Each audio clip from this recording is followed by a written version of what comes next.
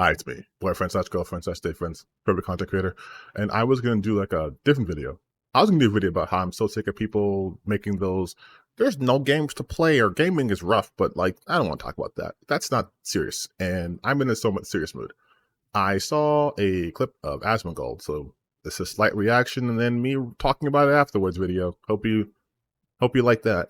But I just want to say, this is stupid. We are being needlessly cruel and divisive for people just being different than what you expect. And now we got to the point where there's a huge controversy because a female boxer beat another female boxer. And now it's just sparking all of this debate and whatever. And it really shouldn't, because like, you'll see later on in the video. I shot these out of order. All right. All right, let's see what he says about this. Let's do this. Coming in reality, what's this?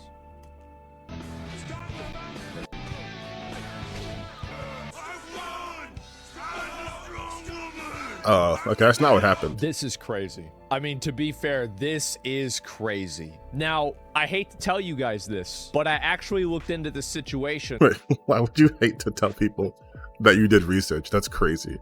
Chatter is saying she's not trans, so maybe we're up to a good start. And it is unfortunately not as simple as a man joined the Olympics to beat up women. There are a number of reports saying the same thing. So the woman comes from the country Algeria, and it is illegal to be trans in Algeria. IBA President Umar Kremlov said DMA tests proved... Just so you know, the IBA, it was super corrupt during that time period. And this is more of a political thing, because even though they said in like 2022 she wasn't allowed to do it, the following year that they let her compete up until she beat a Russian person. The IBA was Russian, by the way, just so you know. Proved they had XY chromosomes. The officials announced the boxers had failed medical eligibility tests and stripped them of the medals. And there actually is a genetic dysfunction, whatever you want to call it, right? The question is, disorder, should somebody who has these levels of testosterone or potentially XY chromosomes, like if somebody is born with like a certain genetic variance that makes them more closer to the other gender, do they still compete with their gender? There are a lot of other people that have abnormalities, right? So like, listen, I'm going to go on a limb and say he's going to say no. He's going to say no, they shouldn't. I'm going to just say that right now. Like you have Michael Phelps. He had Marfan syndrome, which made his limbs longer, made it better for him to swim. And you look at Thor, right? You know, Thor the mountain. Michael Phelps also is double jointed, which made it easier for him to kick when he's swimming, and also has like twice the lung capacity of a normal person. But most importantly, Michael Phelps produces half the amount of lactic acid the normal person would. Lactic acid is that feeling you get when you guys are working out or you're moving a lot, your muscles burn, you get tired or fatigued. Yeah, he gets half fatigued. So he takes longer time to get fatigued. Naturally have high endurance. Perfectly built for endurance swimming. For pirate software. Yeah, Andre the Giant. The spectrum in which people can exist in is massive. Yes. So like at what point do you draw the line of like when a genetic defect becomes an advantage versus whenever it's a it's an unfair cheat? So this is my opinion, right? Here we go. I think it's a bad idea to have trans women compete against biological women in sports. I see this and I say, wow, this seems really unfair, right? It's like, you know, somebody has like a completely different bone structure, their skeleton's different, they have different testosterone levels, like the okay, so this is where he's exposing his ignorance.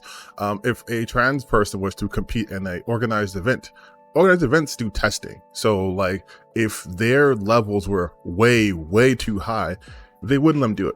It's the same reason why in like other combat sports they test for doping, right? Because if you're on some gear, you're gonna hit way harder, have more endurance, all this stuff. That's a cheat. They test for that. You have to be within acceptable levels of whatever thing you are attempting to compete in. And also, if someone's actually like transitioning, they're going to have lower T levels. Like he does know what he's talking about, which is not a surprise. Different musculature. As somebody who is in favor of that, or not in favor of that, I guess in this case, I don't think that a person like this should compete. I don't think so. Why are men and women separated in a division? It's because men are stronger and faster. Okay, but that's not a man. Like that's what he's not understanding. Hormones are, like he mentioned before, people have a very type of bodies, right? The huge spectrum. There are people who have lower levels of hormones and high levels of hormones who are still, you know, their specific gender. Just because she has possibly even higher levels of testosterone, because that hasn't even been confirmed, mind you. But just because she might possibly have higher level of testosterone doesn't make her a man. Like that's an insane take. She's a biological woman. Than women, they're literally built differently. So if a person is built and they have the genetic makeup of a man, then for the intent of a competition that is physical, they would be a man effectively, right? No. What is it more important to do? Is it more important to preserve the best interests of everybody else inside of the tournament? Or is it more important that one individual person has a chance to compete? Well, I think that logically it would make sense that the most important thing would be to do what's best for the most people, which would be not allow somebody like this to compete. That's bullshit. That is so stupid. To put that in like other perspective, right? Let's say, okay, the shooter from Turkey, he won silver. He came in, had no special gear. Everyone else was kitted out, looked like anime characters, was super geared up, right? He came out with a pistol, boom, boom, boom, boom, boom, won silver. Now, he's clearly naturally talented at shooting to the point where he doesn't even need gear and he wins silver. Should he then not be allowed because he has a natural advantage of everyone else to compete? Going back to Michael Phelps, like I said before, dude got less tired, had a disproportionately long wingspan, double jointed. All those were benefits for him to be a swimmer. And he's very tall. That's why the dude had like the most medals. Should he not be allowed because he had other advantages? Going by someone's hormone levels to determine their gender is insanity. But his logic, Asmongold's logic here, is to simply state, if you are biologically built like a man, whatever that means, you should not allow to compete with your gender.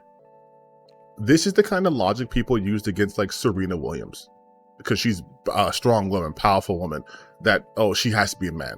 It's the same thing they used against that sprinter, Castro Samana, because she had elevated testosterone, that, oh, she's a man, she can compete. What is the converse of that then? So you're telling me, like, look at me, look at this. This is right there, right? You're saying, let's say I had lower testosterone levels, low T, so it means my estrogen levels would be higher. Would I now then competing in like the WNBA by that logic, simply because we're going by hormones and nothing else? Like, it doesn't make any sense. If you have an advantage over someone in an area, that's just what it is. That's sports. Even if we look at just basketball, we look at like someone like LeBron James, his size and his speed, that's uncommon. People make reference to that all the time. It's uncommon. He's like a pure athlete. He could be like a wide receiver. He's playing basketball. He's 6'8", 260, moves like a gazelle. That's an unfair advantage. Victor Wembanyama is 7'4". Most people in the NBA, while tall, aren't 7'4". Should he not be allowed to play because he has a distinct advantage over his competition? Like, and this is all in reference to the boxing match. That makes, again, no sense, because boxing has weight classes. It's not like she was going up against a heavyweight. They were in the same weight class. They had to go through the same kind of shit. And when the push came to shove, one woman hit the other woman harder. This is what it all comes down to, all right? A woman hit another woman very, very hard. And now people are saying, oh, she hit too hard, she's too strong, she's too good, must be a man. Like, that's insane logic to have. This ties into what I've been saying a lot, and it's going to be a weird stretch, but hear me out. When I make those videos talking about how these guys want women to look a certain way in video games, right? Where if they are a little bit muscular, oh, unattractive, woke chin, big jaw, DEI, yada, yada, yada, yada, yada. That mentality is where you end up with takes like Asmongold, where a woman does not fit your very, very, very narrow definition, so it's no longer a woman. Where it's, oh, this person doesn't look how I envision them to look. If they don't look in a way that's appealing to me, therefore not a woman.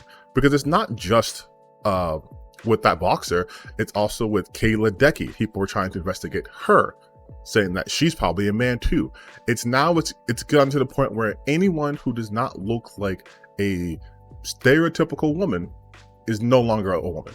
Their identities now have to be verified. They need to be ostracized and checked out.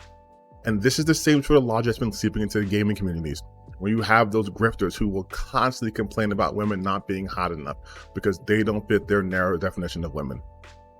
This is the problem. and it's spreading all over. That's why this video is not really about video games. It's about just this whole transphobic issue.